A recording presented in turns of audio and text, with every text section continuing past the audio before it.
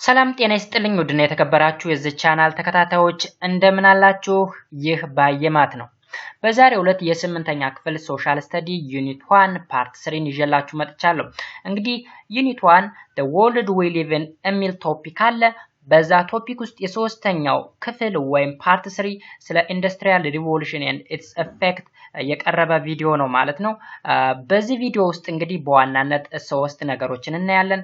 የመጀመሪያው ኢንዱስትሪያል ሪቮሉሽን and its effect የሚል ሲሆን ሁለተኛው ደግሞ ስለ ወርልድ ዋር the first and the second እንዲሁም በመጨረሻ ስለ ኮሎኒያሊዝም ወይም ኮሎናይዜሽን የምናይ ይሆናል ማለት ነው። ቪዲዮውን እስከ መጨረሻው ድረስ እንድትከታተሉት በአክብሮት ጋብዛለሁ።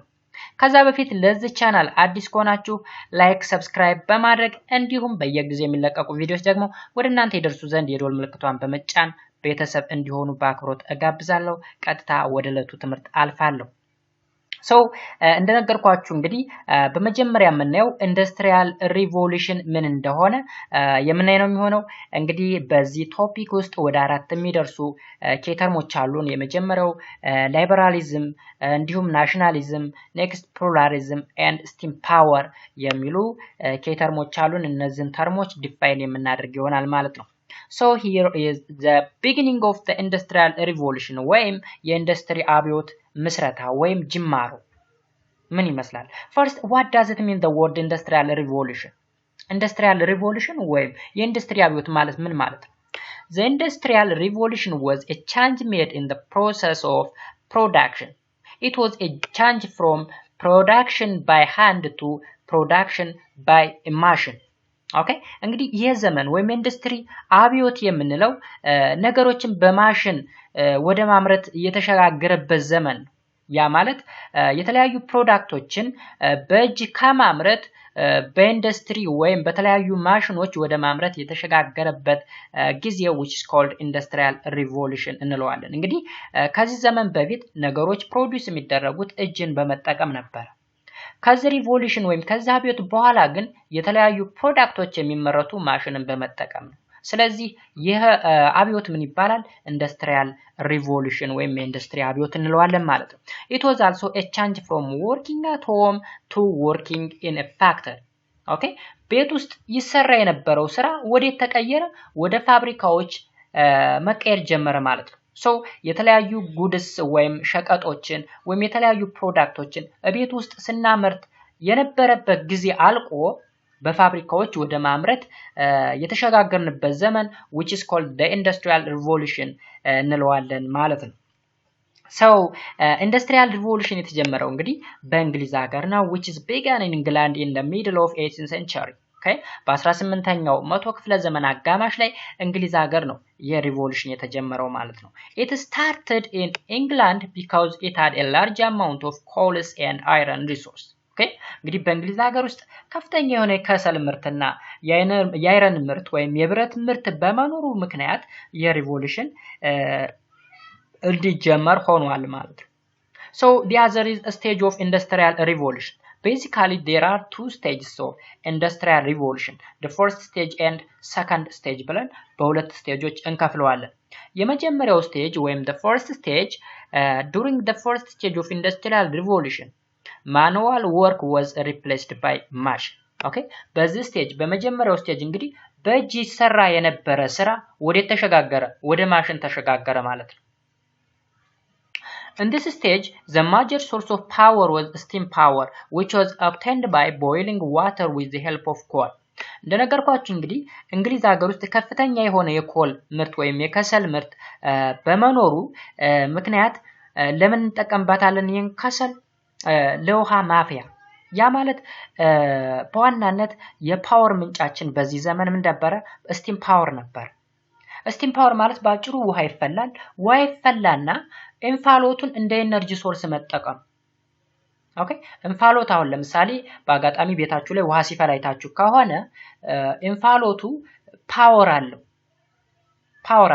ያ ፓወር ምን ያደርጋል? የምንፈልገውን ማሽን እንዲያሽከረክርልን ወይም ወደምንፈልገው አቅጣጫ እንዲቀይርልን ያደርጋል ማለት ነው። ውሃውን የምናፈለው ደግሞ ምንን በመጠቀም ነው ይላል? ኮልን በመጠቀም ወይም ከሰልን በመጠቀም because there was a large amount of coal resource in England. So the invention of new machines also improved the production of goods. አሁን ደግሞ ምኖች መመስረት ወይም ኢንቨንት መደረግ ጀመሩ አዳዲስ ግኝቶች ወይም አዳዲስ ማሽኖች ፕሮዲዩስ መደረግ ጀመሩ እንግዲህ በዚህ በ18ኛው መቶ ክፍለ ዘመን አጋማሽ አካባቢ ማለት ነው ለምሳሌ በ1764 ምን ሆነ ጄምስ ሃርግሪቭስ የተባለ ሰው ምንን ኢንቨንት አደረገ ይላል invented the spinning jenny which speeded the weaving process of textile okay textile እንግዲህ በጨርቃ ጨርቅ ፋብሪካ ውስጥ spinning jenny የሚባል ነገር ምን አደረገ ሰውዬ ኢንቨንት አደረገ okay የስፓይኒንግ ጄኒ ደግሞ ምኑን ጨመረው ፍጥነቱን የመስራት አቅሙን ጨመረው ይላል ስለዚህ በጨርቃ ጨርቅ ዙሪያ ከፍተኛ ስራ መስራት ተጀመረ ማለት ነው በዚህ ዘመን Then next in 1769 ጄምስ ዋት ምንን ኢንቨንት አደረገ ስቲም ኢንጂንን ኢንቨንት አደረገ ከዚህ በፊት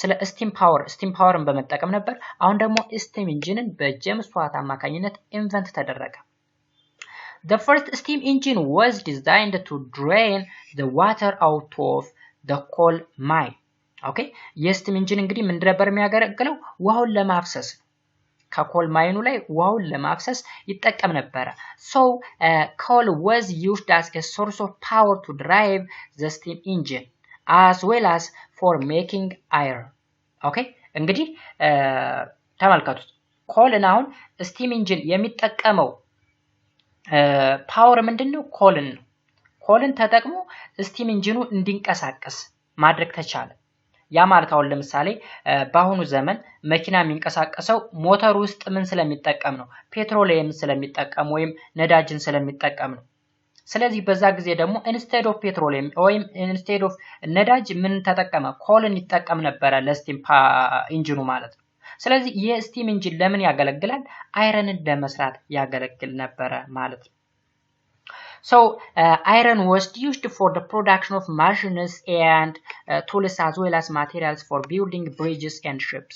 አሁን በዚህ ጊዜ ምን ሆነ አይረን እንግዲህ ስቲም ኢንጂንን በመጠቀም ማምረት ከጀመርን በኋላ አይረንን ለምን አዋል ነው ለተለያዩ ድልድዮች መስሪያ ሊሆን ይችላል መርከቦችን ለመስራት ሊሆን ይችላል ወይም የተለያዩ ማሽኖችን ለመስራት አይረንን መጠቀም ጀመርን ማለት ነው በዛ ጊዜ because large amount of iron and coal was available in England and the introduction of steam locomotive and steamboat improved the transportation system አሁን ደግሞ ከስቲም ጋር የተገናኘ ነው አብዛኛው እንግዲህ ሎኮሞቲቭ ተጀመረ ያ ማለት ስቲምባውት ተጀመረ ትራንስፖርቴሽኑ ተጧጧፈ በዚህ ስቴጅ ውስጥ then the first railway ምን ተባለ ተከፈተ የመጀመሪያው railway ወይም የባቡር ሀዲድም ተከፈተ ኦኬ ለመጀመሪያ ጊዜ ይሄ railway እንግዲህ የተጀመረው በእንግሊዝ ሀገር በ1825 አካባቢ ነው የተጀመረው ይሄ ባቡር ሀዲድ ከየት እስከ የት ይደርሳል ይለናል ከስቶክተን እስከ ዳርሊንግተን ድረስ ይደርሳል ይለናል የመጀመሪያው የባቡር ሀዲድ እንግዲህ በ1825 በእንግላንድ ነው የተጀመረው ማለት ነው ይህም የፈርስት ስቴጅ ኦፍ ኢንዱስትሪያል ሪቮሉሽን ውጤት ነበር ማለት ነው ሌላው ደግሞ ሰከንድ ስቴጅ ነው second stage in the second stage of the industrial revolution the source of power was changed to electricity petroleum and atomic energy አያችሁ most advanced ወደ ሆነ የኤነርጂ ሶርስ ተሸጋገርን ማለት ነው አሁን ስቲም ፓወርን ነበር ስንጠቀም የነበረ so during this time Michael Faraday invented the ዳይናሞን እንግዲህ ለመጀመሪያ ጊዜ ኢንቨንት ያደረገው ሚካኤል ፋራዳይ ነው ስለ ኤሌክትሪክ ከረንት በሰፊው ያጠና ይህ ሰው ነው so his work leads to the construction of electric generator and replace steam engine okay በዚህ ጊዜ እንግዲህ ምን ሆነ steam engine በኤሌክትሪክ ጄነሬተር መተካት ጀመረ ማለት because በዚህ ስቴጅ ውስጥ እንግዲህ ኤሌክትሪሲቲ ፔትሮሊየም እና አቶሚክ ኤነርጂ ስለተጠኑ most advanced ወደ ሆነ ኤነርጂ ሶርስ ተሸጋገሩ ማለት ነው በዚህ ዘመን እንግዲህ so there was a simultaneous improvement in communication system for example in 1876 አሌክሳንደር ግራሃም ቤል ምንን ኢንቨንት አደረገ ቴሌፎንን ኢንቨንት አደረገ ያ ማለት በኮሙኒኬሽኑ ዘርፍ ከፍተኛ ስራ መሰራት ጀመረ ማለት ነው በዚህ ስቴጅ ውስጥ ሌላው ደግሞ በ1896 አካባቢ ማርኮኒ የተባለ ሰው ምንን ኢንቨንት አደረገ ይላል? ሬዲዮን ኢንቨንት አደረገ። ስለዚህ ሬዲዮ also one of the most ways of communication system ነው። ሰው ቴሌፎን ኢንቨንት ተደረገ፣ ሬዲዮ ሁላ ሳይቀር ኢንቨንት ተደረገ ማለት ነው በሰከንድ ስቴጅ ማለት ነው። ስለዚህ ፈርስት ስቴጅ እና ሰከንድ ስቴጅን እንደዚህ ካየን አሁን ደግሞ ኢፌክቱን እናያለን። what are the effect of industrial revolution? The Industrial Revolution had two major effects. First, it changes the way of life of the society. It brought about economic, social and political change.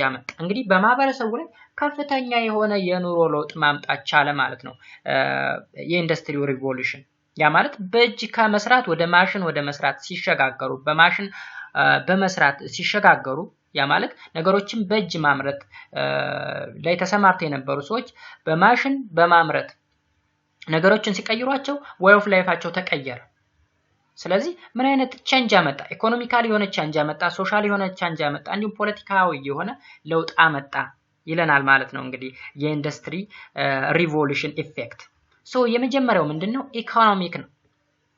New kind of machine was invented and replaced the human labor. ኦኬ አሁን አዳዲስ ማሽኖች መተካታቸው ለምሳሌ እንበልና በኮሙኒኬሽን ዘርፍ ቴሌፎን መመስረቱ ሬዲዮ መመስረቱ እጅግ ከባድ የሚባል ለውጥ ነው። ያ ማለት ምን ማለት መሰላችሁ? ለምሳሌ መልእክት ድሮ ይተላለፍ የነበረው ደብዳቤ ተጽፎ በጣም ብዙ ጊዜ ፋይቶ ያ ማለት ከሆነ ቦታ ወደ ሆነ ቦታ የሚላክ ሰው ተፈልጎ ነበር። ነገር ግን በዚህ ሰከንድ ስቴጅ ላይ ቴሌፎን እና ሬዲዮ ኢንቨንት መደረጉ በቀጥታ ሜሴጅን ወይም መልእክትን በአጭር ጊዜ ማስተላለፍ ተቻለ። ያ ማለት የሰው ልጅ ይሰራው የነበረው ስራ ወደ ማሽኖች ተተካ ማለት ነው። ማሽኖች ይሰሩ ጀመር ማለት ነው። So goods were produced in a greater amount more easily and cheaply. Industries become the main source of production. Okay? ስለዚህ ምን ሆነ ማለት ነው? ኢንዱስትሪዎች ብዙ ሸቀጦችን ማምረቻ ሆኑ ማለት ነው። በእጅ ይሰሩ የነበሩ በሙሉ በኢንዱስትሪዎች መሰራት ተጀመረ ማለት ነው። as a result transportation and communication system ሁላ ዴቨሎፕ ሆነ ማለት ነው። this in turn leads to the development of investment and profit maximization. ከዛ በኋላ ይህን አብዮት የጀመሩ ሰዎች ምን ማድረግ ጀመሩ? መበልጸግ ጀመሩ፣ ማደግ ጀመሩ ማለት ነው። በእጅ መስራት አቁመው በኢንዱስትሪዎች በፋክተሪዎች ስራቸውን መስራት ጀመሩ፣ በቀላሉ መበልጸግ ጀመሩ ማለት ነው። ይሄ ኢኮኖሚካል ያለውን ተጽዕኖ ነው። ሶሻሊ ያለውን ተጽዕኖ ስናይ ደግሞ ሲቲ ኤንድ ታውን grow as a result of growth of manufacturing. ኦኬ አሁን ማኑፋክቸሪንግ ዘርፉ ከፍ ማለቱ ከተሞች ምን እንዲሆኑ ሆነ እንዲያድጉ እንዲሰፉ መደረግ ተጀመረ ማለት ነው። People left the countryside to work in the city factory and shop. Okay? ከዛ ምን አይነት ተጽዕኖ አመጣ? ገጠር አካባቢ ይኖር የነበረው ማህበረሰብ ወደ ከተማ መፍለስ ጀመረ። because ከተማ ላይ የተለያዩ አዳዲስ ነገሮች አሉ። ኑሮ የተሻለ እየሆነ መጣ። Gradually the number of people living in the city and town increased ማድረግ ጀመረ ማለት ነው። Two basic social classes emerge in the city and town. አሁን በሲቲዎች እና በታውኖች ላይ ከገጠር አካባቢ ብዙ ሰው እየመጣ number of people in the town in the city increase እያደረገ ስለሆነ ሁለት ክላሶች ተከፈቱ ማለት ነው። ወይም ለሁለት ክላስ ተከፈለ። ያም the capitalist class እና the working class ተብሎ ለሁለት ተከፈለ ማለት ነው። The capitalists were the owner of the factory and the rich merchants ናቸው። እነዚህ እንግዲህ የፋብሪካዎች ባለቤቶች ወይም ሀብታም የሚባሉ ነጋዴዎች ካፒታሊስት እንላቸዋለን። The worker class consisted of the factory worker. Okay? እነዚህ worker clasሶች የሚባሉት ደግሞ እዚህ ፋክተሪዎች ላይ ወይም ፋክተሪዎች ላይ ወይም ኢንዱስትሪዎች ላይ የሚሰሩ ሰራተኞች ምን እንላቸዋለን? working class እንላቸዋለን ማለት ነው። To get more profit, the capitalists employed women and children with a little payment. አይታችኋል እንግዲህ የሚሰሩትን ስራ ከፍተኛ የሆነ ትርፍ ለማግኘት ምን ማድረግ ጀመሩ? ሴቶችን እና አብዛኛው ህፃናትን በዝቅተኛ ክፍያ መቅጠር ጀመሩ ማለት ነው። በጣም ዝቅተኛ በሚባል ክፍያ ወይም ደሞዝ ማሰራት ጀመሩ እነዚህ ካፒታሊስት የሚባሉ ግሩፖች ወይም ክላሶች። The bad working and living condition, poor payment and longer working hour forces workers to struggle for their rights. Okay ስለዚህ እነዚህ working ክላሶች የሚኖሩበት ህይወት እጅግ በጣም ከባድ እየሆነ መጣ ከፍያው በጣም ዝቅተኛ ነው የሚሰሩበት ስራ ደግሞ ለረጅም ሰዓታት ነው የሚሰሩ ማለት ነው ስለዚህ እነዚህ ሰዎች ምን ማድረግ ጀመሩ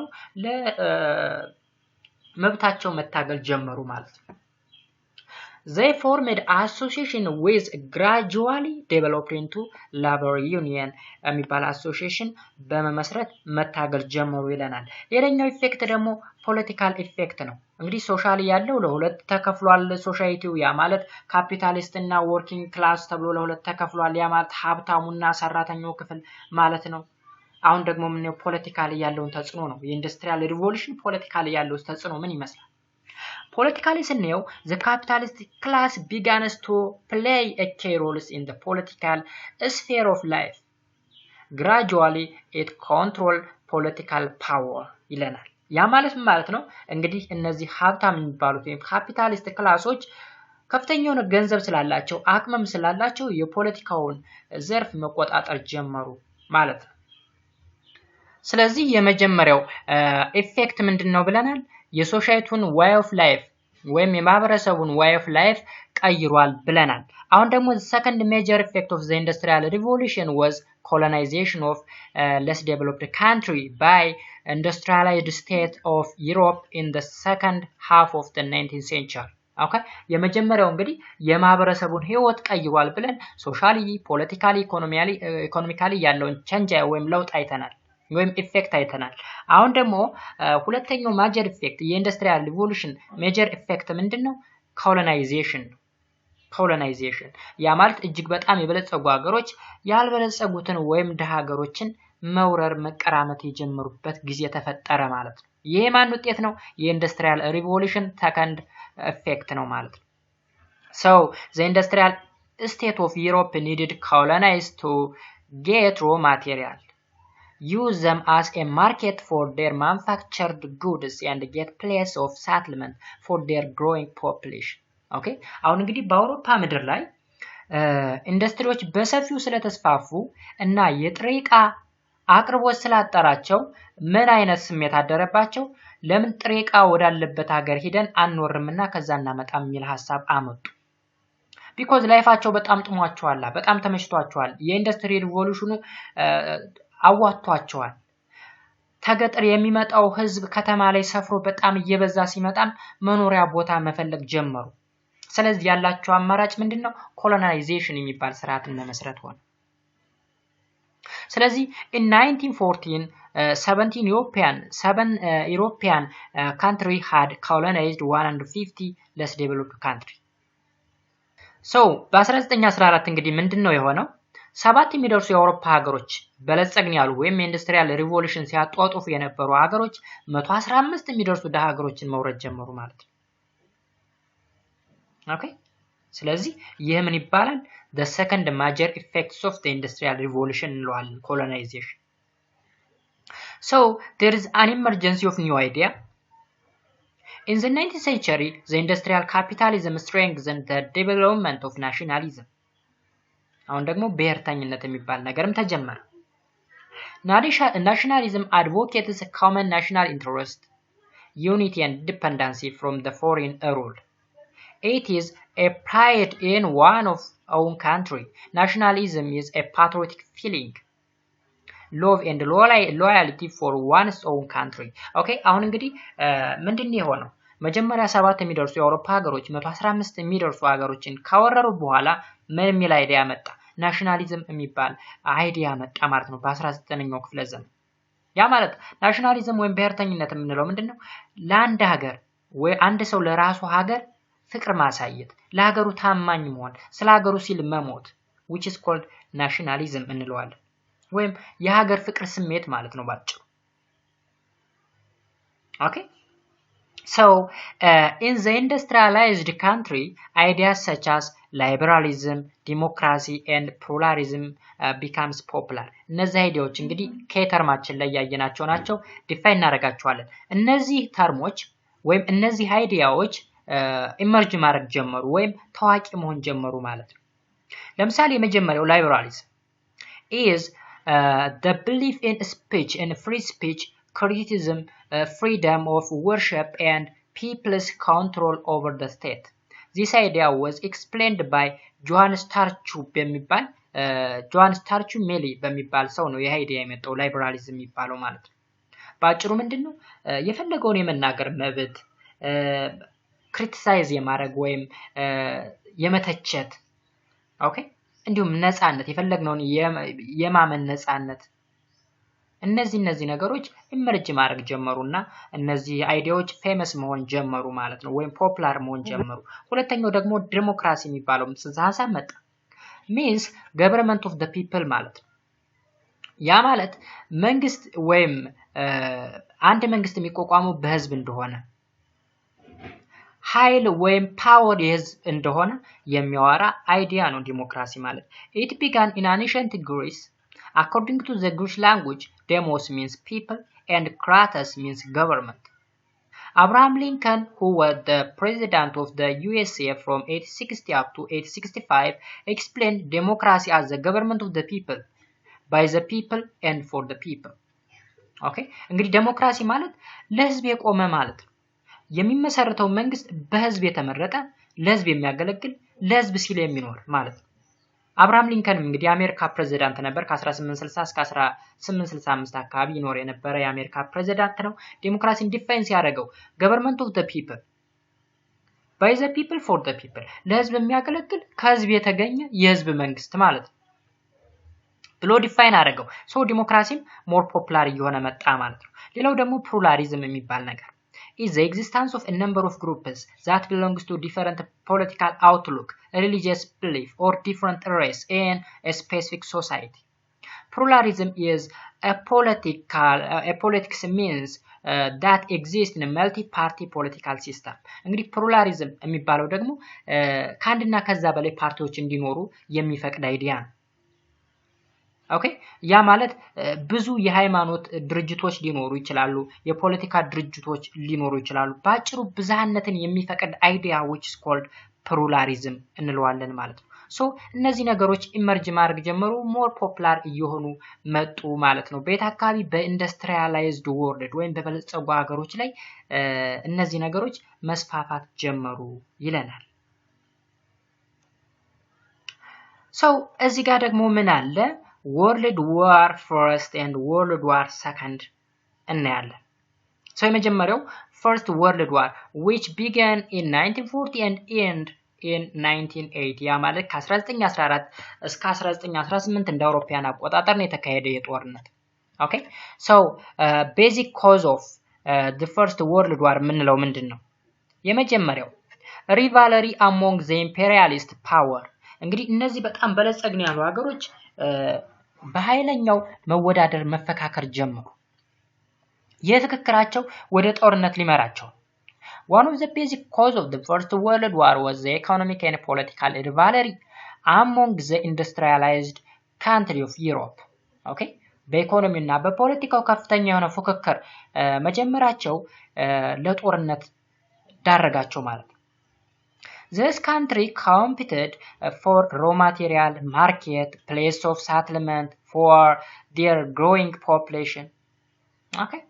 ምንድነው ይሆነ ያለው እነዚህ በጣም ሲበለጽጉ እንግዲህ የህዝብ ቁጥራቸው በጣም እየጨመረ መጣ raw material scarcity ወይም እጥረት ገጠማቸው ማርኬት ላይ ይፎካከራሉ መኖሪያ ቦታ ላይ ፖፑሌሽናቸው እየጨመረ ሲመጣ በመኖሪያ ቦታ መጣላት ይጀምራሉ Finally, such competition leads to them a conflict of interest. ስለዚህ ወደ ምን ወሰዳቸው ወደ ኮንፍሊክት ወይም ወደ ግጭት ወሰዳቸው ይለናል ሶ የመጀመሪያው ምክንያት ምንድነው rivalry among imperialist power ሁለተኛው ምክንያት ደግሞ ሚሊታሪዝም ነው ወይም ጦረኝነት ተጀመረ At the beginning of the 20th century, the European power began facing competition in the building of military power. አሁን የጦር መሳሪያ ከማምረት ጋር ደግሞ ከፍተኛ የሆነ ውድድር ጀመሩ ማለት ነው እርስ They increased the size of army and improved war materials. In 1906, Britain built the most powerful battleship. After 3 years, Germany also built similar battleship. Okay? አሁን የጦር መርከቦችን ሁላ መገንባት ጀመሩ ማለት ነው። መጀመሪያ እንግሊዝ መሰረተች፣ ከዛ ጀርመን በተመሳሳይ ይህን የጦር መሳሪያ መመስረት ወይም መገንባት ጀመረች ማለት ነው። ሌላኛው ደግሞ ሚሊታሪ አላያንስ ወይም በጦር ኃይል አንድ የመሆን መደራጀት፣ በሚሊታሪ ዘርፍ ቡድን ሰርተው ኃይላቸውን ማጠናከርም ጀመሩ። In 1879 Austria-Hungary and German signed a treaty of friendship known as dual alliance የሚባል አውስትሪያ ሃንጋሪ እና ጀርመን ሁለቱ ምን አሉ? ስምምነት ፈጸሙ። ምን አሉ? ስምምነታቸውን dual alliance አሉት። 3 years later ከ3 ዓመት በኋላ ደግሞ ጣሊያን ምን አረገች? ይህንን ግሩፕ ተቀላቀለች ማለት ነው። ኦኬ so Italy joined dual alliance to form strong military bloc and called triple alliance አሉት። triple alliance እና dual alliance እንግዲህ ልዩነቱ ነው። dual ማለት ሁለት ማለት ነው። triple ማለት ሶስት ማለት ነው። dual ማለት አውስትሪያ ሃንጋሪ እና ጀርመኒ ነበሩ። triple ማለት ሶስት ሆኑ፣ ማን ተጨምራ? ጣሊያን ተጨምራ። ያ ማለት ጣሊያን፣ አውስትሪያ ሃንጋሪ እና ጀርመኒ ባንድ ላይ ሆነው triple allianceን መሰረቱ ማለት ነው። later it was named as central power ተብሎ ተመሰረተ። ስለዚህ ሴንትራል ፓወር እነማን ናቸው? ይሄን እዚህ ጋር ትይዛላችሁ በኋላ ስለምንጠቀም ይሄን ወርድ ማለት ነው። ሴንትራል ፓወር ማለት አውስትሪያ ሃንጋሪ ጀርመን እና ጣሊያን ናቸው ሶስቱ። So in 1907 Britain, France and Russia form the triple entente የተባለ ሌላ ግሩፕ ደግሞ ተመሰረተ። አሁንም ኮምፒቲሽኑ እየጨመረ ነው። አይታችኋል። ፍራንስ፣ ብሪቴን እና ራሽያ ሶስቱ ምንም ፈጠሩ? ትሪፕል አላያንስ። አሁን ሁለት ግሩፕ ተፈጠረ። ትሪፕል ኢንታንቲን እና ትሪፕል አላያንስ ወይም ሴንትራል ፓወር እና ትሪፕል ኢንታንቲን ብለው ሁለት ግሩፕ ተመሰረተ። Thus Europe was divided into two military camps. In 1950 Italy left the triple alliance and joined triple entente. The triple entente was renamed as entente ወይም allied power ተባለ። አሁን ጣሊያን ወዴት ሄደች? ከትሪፕል አላያንስ ወይም ከሴንትራል ፓወር ወጣ ወደ እነማን ተቀላቀለች? ወደ ብሪቴን፣ ፍራንስ እና ራሽያ ጋር ተቀላቀለች ይላል። ኦኬ ሶ ትሪፕል ኢንታንቲን የተባለው ወዴት ሆነ? ኢንታንቲን ፓወር ወይም አላይድ ፓወር አልወስማቸው። ኦኬ ልክ በአሁኑ ሰዓት ራሱ ኔቶ ብለው የሚጠሩት አንድ ድርጅት አለ።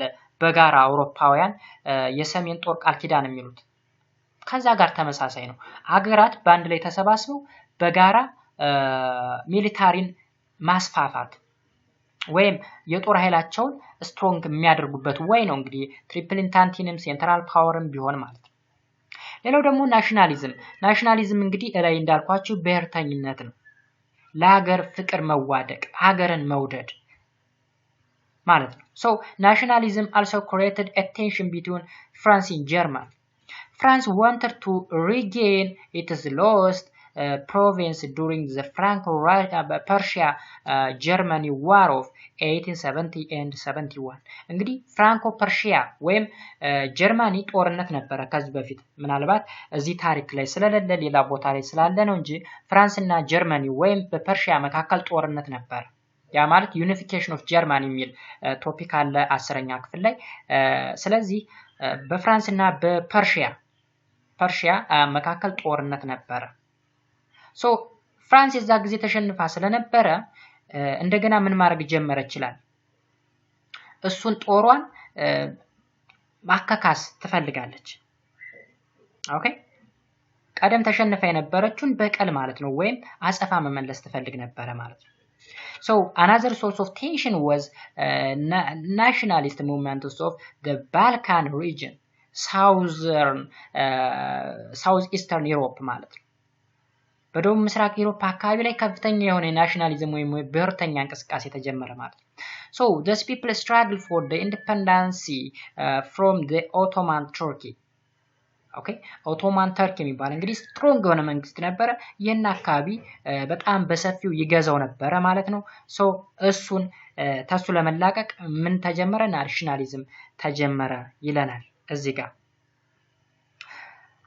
ዜን አውትብሬኩን እንይ። አውትብሬኩን ማለት የመጀመሪያ ያለው ጦርነት የተጀመረበት ኢሚዲየት ኮዙ ምንድነው? እንዴት ተጀመረ? The immediate cause of the outbreak of the First World War was the assassination of the Austrian Crown Prince Archduke ፍሬንድራንድ የሚባል የአውስትሮ ሃንጋሪ ልዑል መገደል ነው እንግዲህ ወደው መገደል ኢሚዲየት ኮዝ ነው የአውስትሮ ሃንጋሪ ልዑል የሆነው ሰው መገደሉ ምን ሆነ ለመጀመሪያው የዓለም ጦርነት ኢሚዲየት ኮዝ ሆነ ማለት including his wife in June 28, 2014 at Sarajeva, the capital of Bosnia. እንግዲህ የአውስትሪያ ሃንጋሪ ልዑል የሆነው እና ሚስቱን ጨምሮ ጁን 28 1914 ላይ በሶርጆቫ ወይም the capital city of Bosnia የቦስኒያ ዋና ከተማ ነው እዚህ ቦታ ላይ መገደሉ ምን ሆነ ለመጀመሪያው ዓለም ጦርነት ኢሚዲየት ኮዝ እንደመነሻ ሆነ ማለት ነው ስለዚህ ፈርዲናንድ ከነሚስቱ ሳርጆቫ ላይ መገደሉ የመጀመሪያውን የዓለም ጦርነት ቀሰቀሰ the killer was called ማን ይባላል ጋቭሮሎ ፕሪንሲፕ ይባላል ገዳው ማለት ነው ይሄን ልዑል ከነሚስቱ የገደለው ጋቭሪሎ ፕሪንሲፕ እንለዋለን so the nationalist from Serbia በሰርቢያ ውስጥ የሚኖር አንድ ብሔርተኛ ነው እንግዲህ ይሄን ሰው የገደለው Austro-Hungary held the Serbia government responsible ስለዚህ አውስትሪያ-ሃንጋሪ ምንድነው ያደረገችው ሰርቢያ የተባለችን ሀገር በዚህ ወይም የሰርቢያ መንግስት በዚህ ግድያ ኃላፊነቷን ትወስዳለች ስትል ከሰሰች ወይም አመለከተች then it declared a war on Serbia at this time Russia came on the side of Serbia In the support of Austro-Hungary, Germany declared war on Russia and France. አያችሁ እንግዲህ ጦርነቱ ሲጧጧፍ እንዴት ነው ያደረጉት መሰላችሁ ሰውየው ተገደለ ሰውየው ሲገደል አውስትራ-ሃንጋሪ የሰርቢያ መንግስት ተጠያቂ አደረገችና ሰርቢያ ላይ ጦርነት አወጀች አውስትራ-ሃንጋሪ እንግዲህ ቀሰቀሰችው ጦርነቱን አውስትራ-ሃንጋሪና ጀርመኒ ደግሞ ዱዋል አሊያንስ የሚባል ትሪቲ ተፈራርመው ስለነበረ በኋላ ጣሊያን ገብታ መልሳ ብወጣም እንኳን በጋራ ይሰሩ ስለነበሩ ጀርመን ለማናገዘች ለአውስትሪያ-ሃንጋሪ አገዘች ማለት ነው ኦኬ ሶ ምንድነው የተደረገው አውስትሪያ-ሃንጋሪ ጀርመን አገዘቻት ራሺያ ደግሞ ለማን አገዘች ለሰርቢያ አገዘች ማለት ነው ሶ ጀርመን ማን ላይ ጦርነት አወጀች ራሺያና ፍራንስ ላይ ለማን በማገዝ ለአውስትሪያ-ሃንጋሪ በማገዝ Finally, Britain came and declared war on Germany. This marked the official beginning of the First World War. ስለዚህ እንዳጠቃላይ እንግዲህ አንድ ልዑል የአውስትሪያ ክሮን ወይም ልዑል የሆነ ሰው ከነሚስቱ መገደሉ ኢሚዲየት ኮዝ ሆነ የአውስትሪያ መንግስት ወይም የአውስትሪያ-ሃንጋሪ መንግስት እንግዲህ ሰርቢያ ላይ ጦርነት አወጀች ለምን ከተባለ ልዑሏን የገደለባት የሰርቢያ ዜግነት ያለው ሰው ስለሆነ ከዛ ውጊያ ስታረግ ምን አረገች ራሺያ ከሰርቢያ ጎን ሆና አውስትሮ-ሃንጋሪ መዋጋት ጀመረች ከአውስትሮ-ሃንጋሪ ጋር ውጊያ ሲጀመር ራሺያ ጀርመን ደግሞ ማንን መዋጋት ጀመረች ራሺያና ፍራንስን ያ ማለት አውስትሮ-ሃንጋሪና ጀርመኒ ባንድ ሆነው መዋጋት ጀመሩ ራሺያ ፍራንስ እና ብሪቴን ደግሞ ባንድ ሳይድ ሆነው ጀርመንን መዋጋት ጀመሩ ጦርነቱ ተጀመረ ማለት ነው እዚህ ጋር ስለዚህ ባንድ ሳይድ የነበሩ ማን ናቸው ጀርመንና አውስትሪያ-ሃንጋሪ በሌላ በኩል የሆኑት ደግሞ ራሺያ ፍራንስ እና ብሪቴን ባንድ ሳይድ ነበሩ ማለት ነው እነዚህ ምን ይባላሉ አላይድ ፓወር ያልናቸው ማለት ናቸው so the course of the war ጦርነቱስ ምን ይመስላል The First World War was fought in different parts of the world. In Europe, the war was fought on two fronts. በዋናነት በሁለት ፍሮንት ነው ጦርነቱ ሲጧጧፍ የነበረው የመጀመሪያው ዌስተርን ፍሮንት ሁለተኛው ኢስተርን ፍሮንት የምዕራቡ ግንባርና የምስራቁ ግንባር ተብሎ ለሁለት ይከፈላል The central power was situated in between the Britain and France force in the west and Russia in the east ኦኬ አሁን ሴንትራል ፓወር የምንለው ወይም አላይድ ፓወር የምንለው በብሪቴን ፍራንስ እና ራሺያ መካከል ሶስቱ ባንድ ላይ ሆነው ነው የሚዋጉት ማንን ነው የሚዋጉ እነ ጀርመን ስለዚህ ብሪቴን እና ፍራንስ በየት በኩል ሆኑ በዌስት በኩል ሆኑ ራሺያ ደግሞ በኢስት በኩል ሆነችና ጀርመንን መዋጋት ጀመሩ ማለት ነው ከመሃል አድርገው according to their plan the German would first attack France and then Russia ስለዚህ ጀርመን መጀመሪያ ማንና አጠቃች ፍራንስን ካጠቃች በኋላ ደግሞ ራሽያን ማጥቃት ጀመረች ማለት ነው። but their plan did not work because the German reduced their troops in the western front to attack the Russia in the eastern front. okay አሁን ምን ሆነ? ጀርመን ምን አደረገች? የዌስተርን ፍሮንት ወታደሮች በከፍተኛ ሁኔታ ቀነሰችባቸው፣ አጠቃችባቸው ማለት። so German's force was divided for the two fronts and their war plan failed አደረገ ማለት ነው። ስለዚህ እነዚህ ሶስቱ ሀገራት በጀርመን ከፍተኛ የሆነ ቀውስ ወይም ውጊያ ደረሰባቸው ማለት ነው። in 1970 the United States joined the Allied power. በመጨረሻ ምን አለች? እንግዲህ ጀርመን በከፍተኛ ሁኔታ እነዚህን ሀገሮች እየተዋጋች ስለሆነ እነ ራሽያን እነ ብሪቴንና ፍራንስን በከፍተኛ ሁኔታ እየወጋቻቸው መሆኗን ስታውቅ ዘጌት ብላ ቆየት ብላ አሜሪካ ተቀላቀለች ማለት ነው። የነ ብሪቴንን ግሩፕ ማለት ነው። so Britain, France and Russia ተቀላቀለች በኋላ this changes a military balance. finally November 1980 the central power was defeated. okay ከዛ በኋላ ምን ሆነ ማለት ነው? አሜሪካ ስትታከልበት ጦርነቱ ባላንስ አልሆናለ ማለት ነው። ሴንትራል ፓወር ሽንፈት ገጠመው ማለት ነው። ሶ በአጠቃላይ በዚህ ምክንያት ሴንትራል ፓወር ማለት አውስትሮ ሃንጋሪና ጀርመንን በዋናነት የያዘ ግሩፕ ነው። ይህ ግሩፕ አሜሪካ ስለታከለች እንዲሸነፍ ሆኖ በ1918 ጦርነቱ አበቃ ማለት ነው። so the answer is the consequence of the first world war. ውጤቱስ ምን ይመስላል?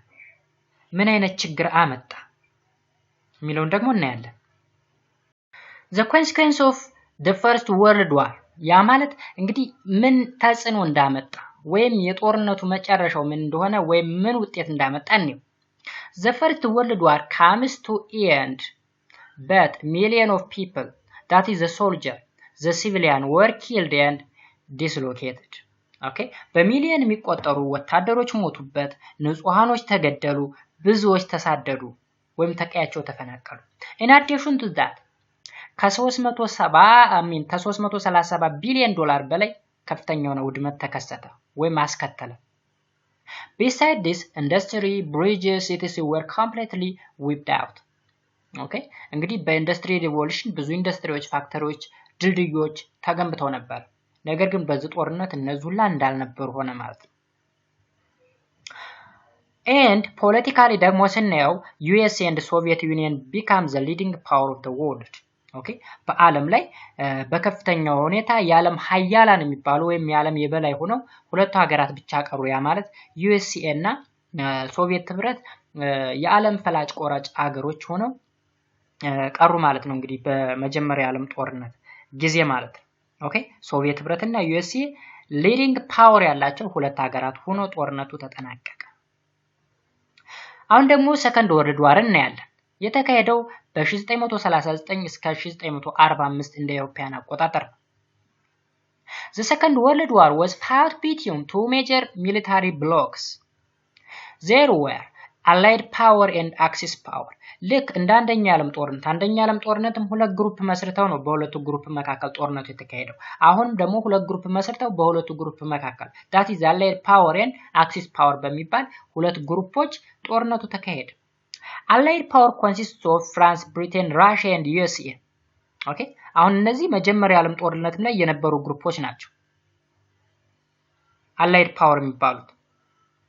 The Axis power consists of Germany, Japan and Italy. አሁን እንግዲህ ጣሊያን ከወዳ ወዲህ እያለች ነው። እዚህ ላይ ራሱ መጀመሪያ ላይ ትሪፕል አሊያንስ ውስጥ ነበረችበት። ከዛ ወጣ መልሳ ከነ ፍራንስ እና ብሪቴን ጋር ተቀላቀለች።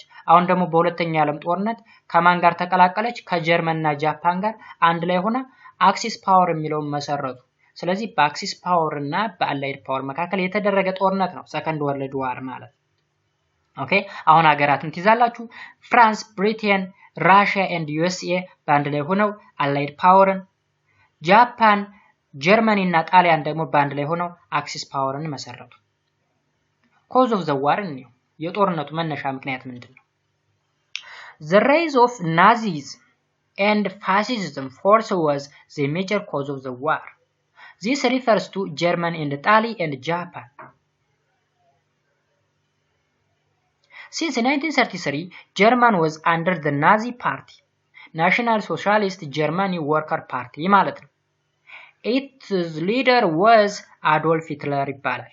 እንግዲህ በሂትለር ዘመን ነው የሁለተኛ ዓለም ጦርነት የተጀመረው።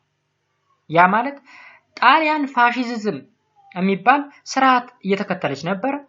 ጀርመን ናዚዝም የሚባል የሶሻል አይዲዮሎጂ እየተከተሉ ነበር። ጃፓንም አብራቸው ነበረች። Then Nazis believed that Germany was a superior race, therefore they wanted to rule the world. Germany's invasion caused the Second World War in the Europe.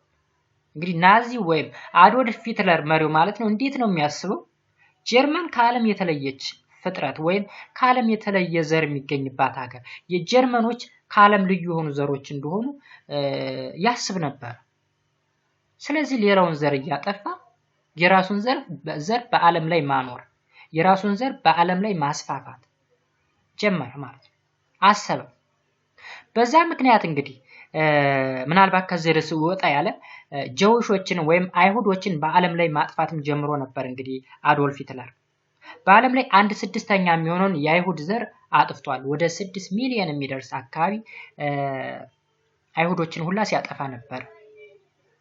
In addition to that የጀርመን ወታደሮችን ከጀርመን ቆነጃጅት ሴቶች ጋር እንዲተኙ በማድረግ ልክ እንደ ዶሮ ኢንኩቤተር በእንቁላል እንደሚፈለፈለው ሰዎችን ማስፈልፈል ሁላ ጀምሮ ነበር ይሄ ሰው። ለምንድን ነው የሚያደርገው? ጀርመን ሱፐሪየር ሬስ ወይም ከሁሉም የተለየና የላቀ ዝርያ ያለው ህዝብ ነው ብሎ ስለሚያምን የጀርመንን ህዝብ በማብዛት በዓለም ላይ ጀርመናውያን ብቻ እንዲኖሩ የሚያስብ ሰው ስለነበረ ነው። ኤኒዌይስ ጀርመን ወረራ ስታካሄድ ምን ሆነ? የዓለም ጦርነት ሁለተኛ የዓለም ጦርነት ተጀመረ ማለት ነው። በጣሊያን በኩል ደግሞ ጣሊያን was under the fascist party whose leader was ፔንቶ ሞሶሎኒ የሚባል በሞሶሎኒ ግዛት ውስጥ ነበረች። The Italian believed that they had to build the great Italian empire in Africa. ጣሊያን ደግሞ ምንድነው ሐሳቧ? አፍሪካ የተባለውን ኮንቲነንት ወይም አፍሪካ ውስጥ ከፍተኛ የሆነ የጣሊያን መንግስት መመስረት ነው። የጀርመን በዓለም ላይ ከፍተኛ የሆነ ህዝብ ብዛት ያለው የጀርመንን ዝርያ ማስፋት፣ ጣሊያን ደግሞ በአፍሪካ ላይ የጣሊያንን ኢምፓየር ማሳደግ ወይም ቢውልት ማድረግ የስሜታቸው ወደ ሁለተኛ ዓለም ጦርነት ገፋቸው። ጃፓን ደግሞ ስናይ ጃፓን also planned to expand the Japanese empire in Asia. Colonial revival in Africa and Asia were other cause for the conflict. ኦኬ አሁን የኮሎኒያል ወይም የቅኝ ግዛት ፍክራቸው ደግሞ በኤዥያ እና በአፍሪካ ማለት ነው ወደላ ኮንፍሊክት ከተታቸው ማለት ነው። ስለዚህ የሁለተኛ ዓለም ጦርነት ብሬክ አውት አደረገ ማለት ነው። ኢሚዲየት ኮዙን ስናይ ምንድነው የሆነው? በ1931 ጃፓን ማንን ወረረች? ማንቹሪያ የምትባል ሀገርን ወረረች። ኖርዝ ፓርት ኦፍ ወይም ኖርዘርን ፕሮቪንስ ኦፍ ቻይና የሰሜናው የቻይና ግዛት ናት ማንቹሪያ። ስለዚህ ጃፓን ማንን ወረረች? ማንቹሪያን ወረረች በ1931። ጣሊያ ደግሞ ማንን ወረረች? ኢትዮጵያን በ1935 የኛን ሀገር ወረረች። On 1 September 1939 Germany invaded Poland. አይታችኋል? ሶስቶችም እንግዲህ ምን አደረጉ? ጦርነት አወጁ ማለት ነው። ጣሊያን ኢትዮጵያን ወረረች፣ ጃፓን ማንቹሪያን ወረረች፣ ጀርመን ፖላንድን ወረረች። So on 3 September 1939 Britain and France declared war on Germany. ስለዚህ የጀርመን የጣሊያንና የጃፓን እንቅስቃሴ አላምረህ አላቸው እነዚህ አገሮች በዋናነት ብሪቴን እና ፍራንስ ማን ላይ ጦርነት አወጁ? ጀርመን ላይ ጦርነት አወጁ ማለት ነው። Thus the Second World War began in Europe. Germany invasion of the Poland was immediately caused the Second World War. ስለዚህ የጀርመን ኢንቬንሽን ፖላንድን መውረሯ ማለት ነው በዋናነት ጀርመን ፖላንድን ስትወር ኢሚዲየት ኮዝ ሆነ። ለመጀመሪያ ዓለም ጦርነት ኢሚዲየት ኮዝ የአውስትሪያ ሃንጋሪ ልዑል መገደል ነበር። በሁለተኛ ዓለም ጦርነት ደግሞ ኢሚዲየት ኮዝ ጀርመን ማንን ስትወር ነው? ፖላንድን ስትወር ነው። ኦኬ ሶ ኮርስ ኦፍ ዘ ዋር ጦርነቱ ምን ይመስላል እንየው እስኪ። In the West the German invasion went on rapidly in 1940. Germany invaded France. France was unable to withstand Germany attack and surrender. Okay, አሁን ጀርመን በኃይለኛው ራሷን ከፍ አድርጋ ስለነበረ በጦር መሳሪያዎች ራሷን ገንብታ ስለነበረ በምዕራቡ በኩል በከፍተኛ ሁኔታ ነው መዋጋት የጀመረችው ጀርመን። ያ ማለት ጀርመን ማንን ወረረች? ፍራንስን ወረረች። ፍራንስ ደግሞ የጀርመንን ኃይል መቋቋም አልቻለችም ነበር፣ እጅ ሰጠች ማለት ነው በዛ። ስለዚህ encouraged by the victory in France, Hitler began his aerial attack on Britain. ፍራንስን ካሸነፈ በኋላ ወዴት ሄደ? ወደ ብሪቴን ሄደ ማለት ነው እንግዲህ ሂትለር። However, the Battle of Britain was not such easy. Britain emerged victorious on German invasion and avoided. Okay, ብሪቴን ግን ቀላል አልነበረችም፣ የዋዛ አልነበረችምና የጀርመንን ጦር አስወገደች ወይም ዲፊት ማድረግ ቻለች ወይም ማስወገድ ቻለች ማለት ነው። ልክ እንደ ፍራንስ ልትሸነፍለት አልቻለችም ለጀርመን ማለት ነው። So, in December 1941, Japan attacked the US naval base as Pearl Harbor. እንግዲህ ያላረፈ እጅ ነው ምናምን ይባል አባባላል። ጃፓን እረፍት አልሰጣት ሲል ወይም እረፍት ሰጣጣ ምን አደረገች? የአሜሪካን ናቫል ቤዝ የሆነው ቦታ አታክ አደረገች ማለት ነው። በዋናነት ምን ይባላል? ፒርል ሃርበር የተባለው ማለት ነው, which is located on the Pacific islands of Hawaii. እዚህ ቦታ ላይ የሚገኘው ነው እንግዲህ አታክ ያደረገችው ጃፓን። Then the US declared war on Japan. አይታችኋል? አሁን ጦርነቱ እንግዲህ እስካሁን ሲካሄድ የነበረ አውሮፓ ምድር ላይ ነበር። ነገር ግን ጃፓንና አሜሪካ ተቀራራቢ ቦታዎች ስለሆኑ ምንድነው ያደረገችው? የዩኤስ ንብረት የሆነውን ነገር ነው አታክ ማድረግ የጀመረች ማለት ነው ጃፓን። ከዛስ ምን ሆነ? Between 1943 and 1945 the balance power was changed in favor of the Allied power. ኦኬ አሁን በአንደኛው ዓለም ጦርነት በሁለተኛው ዓለም ጦርነትም እንግዲህ የጦሩን አቅጣጫ የምትቀይረው አሜሪካ ናት።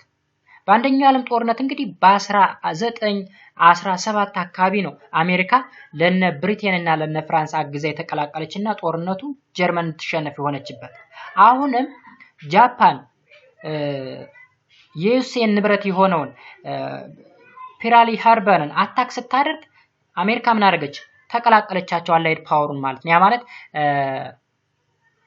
የነ ብሪቴን እና ፍራንስን ግሩፕ ተቀላቀለች ማለት ነው። Both in Asia and Europe they led a successful air and sea attack against the Axis power. So Adolf Hitler was the leader of Germany during the World War II. Benito Mussolini was the leader of Italy. እንግዲህ በሁለተኛው ዓለም ጦርነት ጊዜ ጀርመን ይመራ የነበረ ጦርነቱን ያጦጥፎ የነበረ አዶልፍ ሂትለር በጀርመን በኩል እንዲሁም ቤንቶ ሙሶሊኒ ደግሞ የኢጣሊያ ሊደር ሆኖ they joined together to attack over Europe. Okay, እነዚህ ሁለቱ ሀገሮች ሁለቱ ብቻ አይደሉም፣ ጃፓንም አብራለች፣ አውሮፓን ምድር እያመሱት ነው ያሉት በዚህ ሰዓት። After the overthrow of Mussolini in 1944, the Allied power occupied much of the Italy. In the same year, France becomes free ሆነች ማለት ነው። Okay? On the other side, Russia also entered Berlin. በርሊን ማለት ምን ማለት ነው? የጀርመን ዋና ከተማ ነው። ስለዚህ ራሺያ እዛ ድረስ መግባት ቻለች። On April 13, 1945, Adolf Hitler killed himself. ኦኬ አዶልፍ ሂትለር ምን አደረገ? ራሱን አጠፋ። ከዚህ በኋላ ተስፋ ቆረጠ። የዓለም ትልቁ ዘሮች ነን የሚለው ህልሙ ተበላሸ። እዚህ ላይ ስቶፕ አደረገ ማለት ነው። ስለዚህ ተስፋ ሲቆርጥ ራሱን ማጥፋት ጀመረ ማለት ነው። A few days later, Germany surrendered and Second World War came to an end in Europe. This was followed by the Japan defeated in the Far East. Okay? አሁን በመጨረሻ አፕሪል 30 1945 አዶልፍ ሂትለር ምን አደረገ? ራሱን አጠፋ። ከዛ በኋላ ጀርመን ተሸነፈች ማለት ነው። የሁለተኛው ዓለም ጦርነት አውሮፓ ምድር ላይ ስቶፕ አደረገ። ምንን ተከትሎ ነው ይሄ ሊሆን የቻለው? ጃፓን በፋሪስት ወይም በሩቅ ምስራቅ አካባቢ ላይ ከፍተኛ የሆነ ጥቃት ደረሰባት። ጥቃቱን ያደረሰችባት ማናት? አሜሪካ ናች። ለምን? የአሜሪካ ቦታ የሆነው ወይም አካል የሆነውን ፒርሊ ሃርበር የተባለውን በፓሲፊክ አይላንድ አካባቢ የሚገኘውን እንትን አጥቅታለች ጃፓን።